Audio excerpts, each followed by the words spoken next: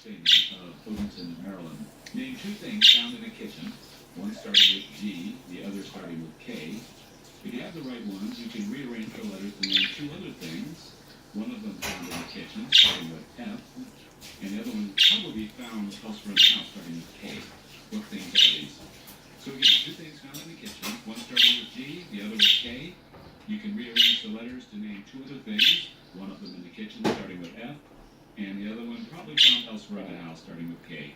What things are these? When you have the answer, go to our website, npr.org/puzzle, and click on the Submit Your Answer link. There's one entry per person, please, and our deadline for entries is Thursday, March 30th at 1 p.m. Eastern.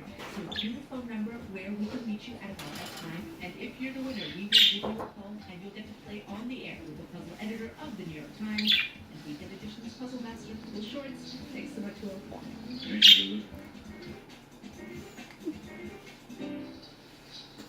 Listeners familiar with the 2001 cult classic Super Troopers might not be surprised that the following interview contains multiple references to the male anatomy. Jay Chandrasekhar both directed the film and